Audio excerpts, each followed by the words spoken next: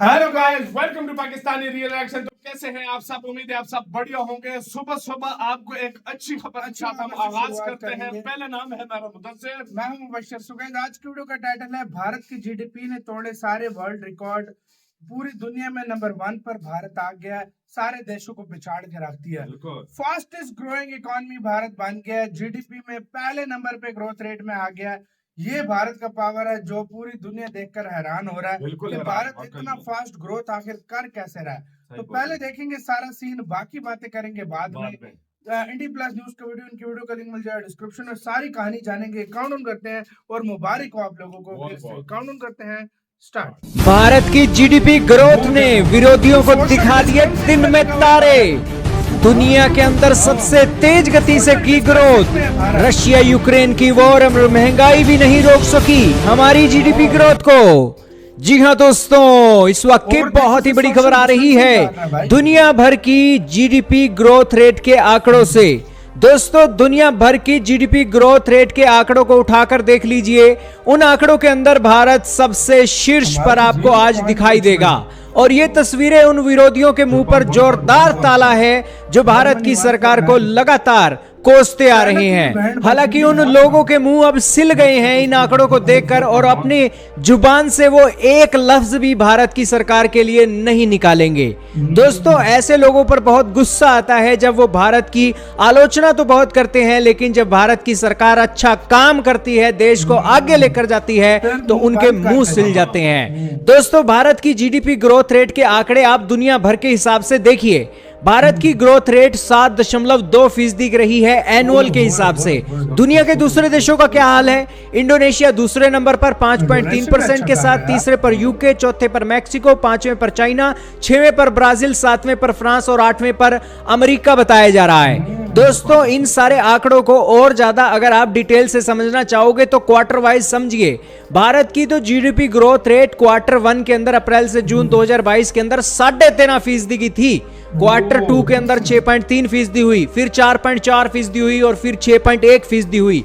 दोस्तों, ये इकोनॉमिस्ट, जितने भी इकोनॉमिस्ट हैं, उनको ये आंकड़ों की समझ है और वो इस आंकड़ों को देखकर कहेंगे कि वाकई में ही भारत के prime minister Narendra Modi ji boss हैं। क्योंकि दोस्तों, रशिया यूक्रेन की जंग चल रही है, महंगाई ने सारे रिकॉर्ड तोड़ दिए हैं, वेस्टर्न कंट्रीज का बुरा हाल हो गया है, उनकी ग्रोथ रेट धड़ाम से नीचे गिरी है। आपके सामने आर्टिकल चल रहा है अमेरिका का।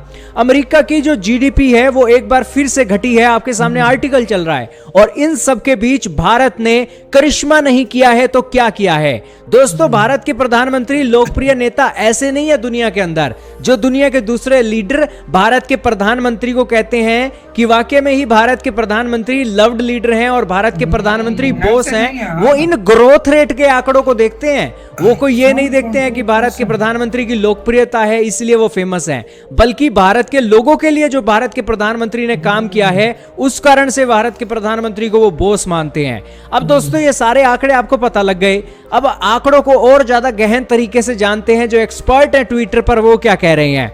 दोस्तों, कह रहे हैं कि 2013 के अंदर जब भारत के पास इकोनॉमिस्ट पीएम था मनमोहन सिंह की एक शक्ल में, तो भारत की जो जीडीपी ग्रोथ रेट थी वो 4.8% की थी। लेकिन अब यूक्रेन वॉर और इन्फ्लेशन के बीच भारत की ग्रोथ रेट 7.2% की हो गई है। हालांकि दोस्तों, इसमें मनमोहन सिंह को कोई आलोचना नहीं करनी चाहिए, लेकिन मनमोहन सिंह की कोई तुलना नहीं हो सकती है पीएम मोदी की सरकार के अंदर, क्योंकि भारत की सरकार, मौजूदा सरकार के अंदर भारत एक नई ऊंचाइयों को छू गया है। इसके अलावा दोस्तों, एक और डिटेल सामने आई है। नॉमिनल जीडीपी ग्रोथ रेट जो भारत की रही है वो 16.1% रही है, लेकिन जो रियल जीडीपी ग्रोथ है वो 7.2% रही है। इसके अलावा भारत की सरकार नए लक्ष्य भी आकर बैठी है, और इसी के साथ सरकार कह रही है कि इस साल जो फिस्कल ईयर चल रहा है उसके अंदर भी हमारी ग्रोथ रेट 6.5% की रहने वाली है।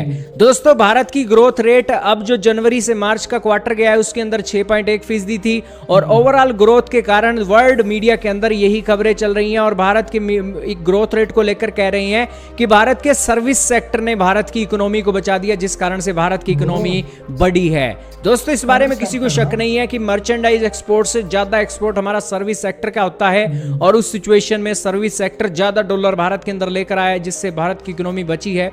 और उस सिचुएशन सिचुएशन में भारत के लिए एक बहुत बड़ी डेवलपमेंट है। भारत के प्रधानमंत्री ने भी बधाई दी है कि इकोनॉमिक चैलेंज होने के बावजूद भी भारत की जीडीपी ने कर दिखाया। अब आपको होगा कि सारे इतनी तारीफ कर रहे हैं, भारत की सरकार भी प्रचार कर रही है, इसका फायदा क्या होगा भारत की सरकार को?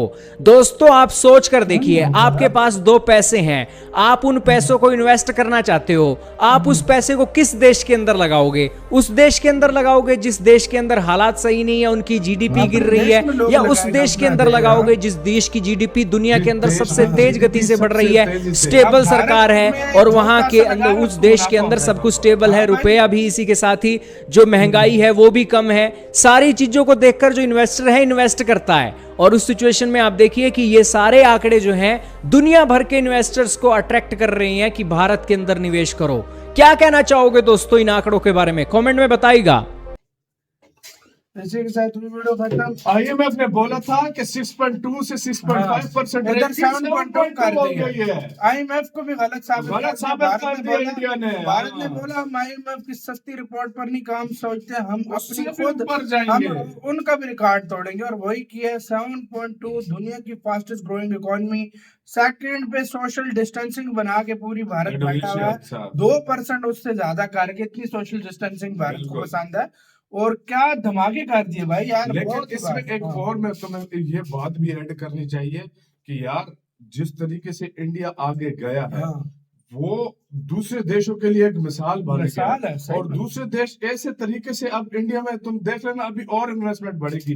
देखो इन्वेस्टर क्या चाहता है, हमें वो देश चाहिए जहां पर सिक्योरिटी का कोई इशू ना हो, जो जहां पर आपको अगर आप इन्वेस्ट करो तो आपको मुनाफा हो, ज़ाया ना हो और आपको जो है ना हर तरह की सहूलत मिले। वो इंडिया है इस टाइम भारत पे। चाइना को भी उन्होंने छोड़ दिया।